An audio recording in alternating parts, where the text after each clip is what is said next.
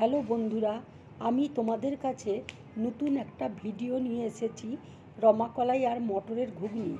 দেখো, আমি রমাকলাই আর মটর সেদ্ধ করে নিয়েছি।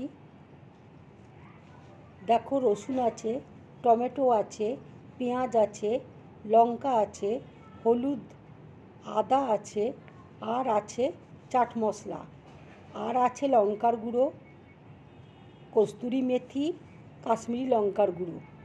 তেল দেখো গরম হয়ে গেছে। এবার আমি রসুন কুচি দিয়ে দিচ্ছি, আদা কুচি দিয়ে দিচ্ছি,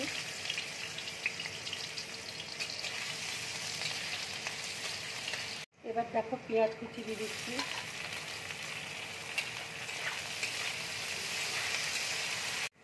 পেঁয়াজটা দেখো হালকা ব্রাউন কালার হয়ে গেছে। এবার আমি টমেটোটা দিয়ে দিচ্ছি, লঙ্কা কুচি দিয়ে দিচ্ছি,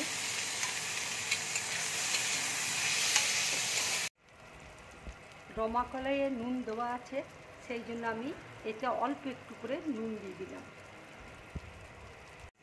এবার আমি হলুদ দিয়ে দিচ্ছি, লঙ্কা গুঁড়ো দিয়ে দিচ্ছি, যে যেমন ঝাল খাও সেই হিসাবে লঙ্কা দেবে। এবার আমি একটু কাশ্মীরি লঙ্কার গুঁড়ো দিচ্ছি আর একটু জল দিয়ে দিচ্ছি। মশলাটাকে ভালো করে ভেজে নেব। মশলাটা দেখো ভাজা হয়ে গেছে। এবার আমি রমাকলাইটা দিয়ে দিচ্ছি।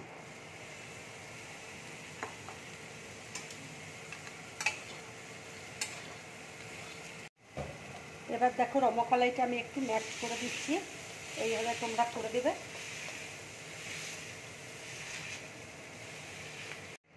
এবার দেখো আমি একটু জল দিয়ে দিচ্ছি,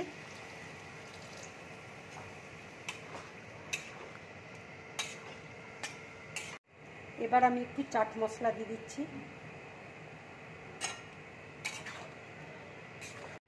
এবার আমি একটু মেথি পাতা দিয়ে দিচ্ছি।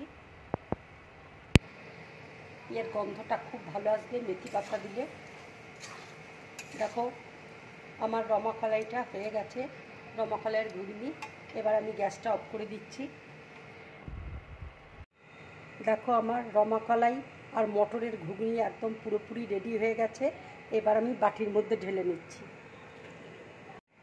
বন্ধুরা, তোমরা এইভাবে রমাকলাই আর মটরের ঘুগনি বানিয়ে খাবে, খুব ভালো লাগবে খেতে। এটা ভীষণ টেস্টফুল খাবার আর উপকারী। তোমরা এইভাবে খেও, খুব ভালো লাগবে। যদি আমার এই রেসিপিটা তোমাদের ভালো লাগে, লাইক করবে, শেয়ার করবে আর ড্রিম ব্লগ চ্যানেলটাকে সাবস্ক্রাইব করবে। নমস্কার।